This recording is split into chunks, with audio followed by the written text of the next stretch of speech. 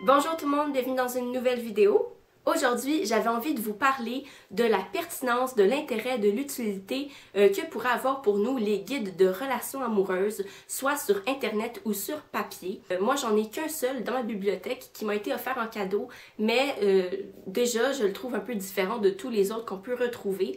Donc, avant de vous présenter, on va commencer au début et ma question de départ serait à savoir est-ce que oui, c'est utile, on devrait les lire ou non?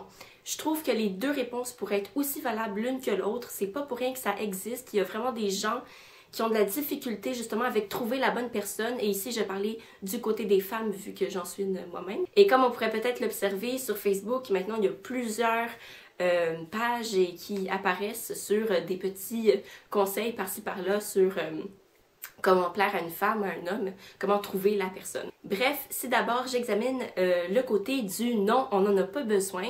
On n'a pas besoin de ces guides-là, tout simplement parce que si on a confiance en nous et si on se connaît, on pourrait pouvoir bien se respecter puis être plus à l'aise pour trouver une bonne personne. Et si on ne la trouve pas, quand on arrive devant une personne, de pouvoir voir si elle va être bien pour nous ou pas.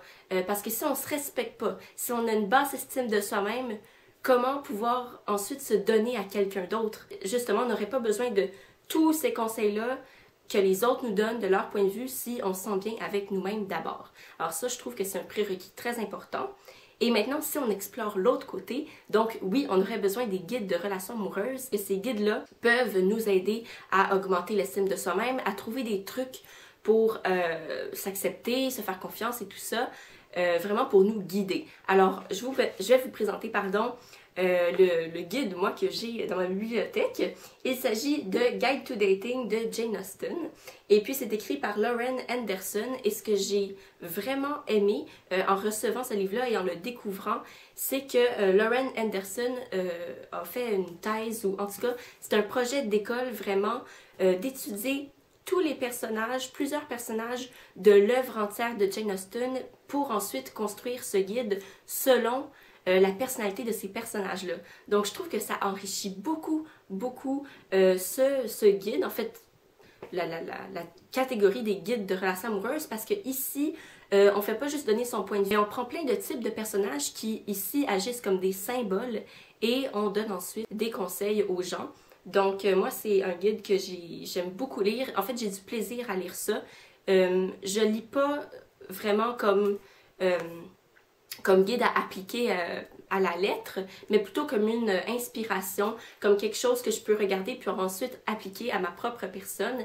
Et ce qui est aussi super génial avec ce guide, c'est on donne pas vraiment des ordres sur des actions précises, mais plutôt des manières de penser. Ce qui est pour moi plus général et qui permet justement aux gens de trouver ce qui va mieux avec eux. En plus d'être un guide, je trouve, enrichi par la présence de la littérature, eh bien, c'est juste, c'est trop beau. Même tout est beau, c'est vraiment beau. Je vais juste vous citer quelques titres que je vais traduire simultanément en français parce que le livre est en anglais. Deviens pas amoureuse de qualités superficielles, aie confiance dans tes propres instincts, etc., etc. Et ensuite, on insère des citations de livres pour introduire un personnage. On a Julia et Maria Bertram. Et puis, on a le petit paragraphe ici qui va introduire les personnages. Donc, à chaque nouveau chapitre, ça se présente comme ceci. Et bref, c'est super bien dessiné. Ça, c'est un petit plus dans un livre, tout simplement.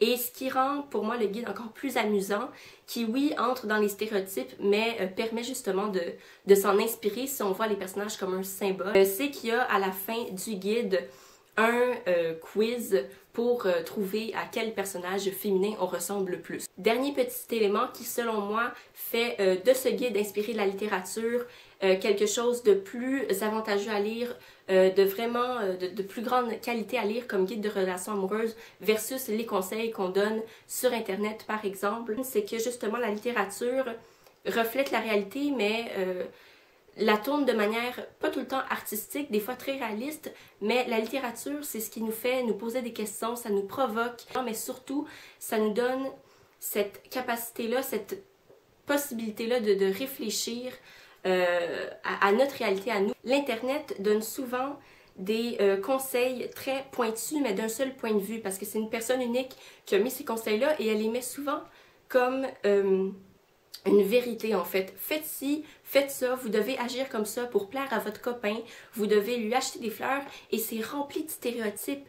Et justement, ça donne pas cette capacité-là de réfléchir puis adapter le conseil pour nous, tellement c'est rigide dans la manière que c'est écrit. C'est vraiment un ordre qu'on donne. Mais ici, on laisse plus de place à la liberté de réflexion. C'est quelque chose que je trouve qui est mieux comparé aux conseils qu'on donne sur Internet. Donc, au final, après avoir dit tout ça, pour savoir qu'est-ce qu'on aimerait dans ce guide-là en particulier, ou dans tout autre guide livresque, ou même sur Internet, pour savoir de quoi on veut s'inspirer, pour savoir qu'est-ce qu'on aimerait appliquer ou pas, au final, ça revient qu'il faut se connaître.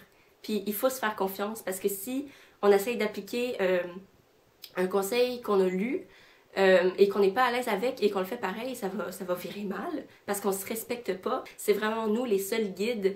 C'est en nous qu'on va trouver les réponses pour soi-même parce que oui, on peut avoir des ressemblances avec la personne à côté, mais on est quand même un peu tous différents. Donc voilà, dans le fond, la morale de tout ça, c'est prenez-en si vous voulez des guides, lisez-en. Sur Internet, ça peut être des conseils très drôles, c'est plus rapide à lire qu'un livre, mais au final, ben, la morale, c'est que juste faites-vous confiance. Donc voilà, c'était tout pour la vidéo d'aujourd'hui. Et puis j'espère vraiment que dans le fond, cette vidéo-là vous aura aidé. C'était ma petite vidéo Mère Teresa aujourd'hui. Donc d'ici la prochaine vidéo, je vous souhaite de passer de super belles lectures. Et puis ayez confiance en vous, pas juste dans les situations amoureuses, mais dans toutes les autres situations. Puis tout devrait bien aller. Alors voilà, bye bye!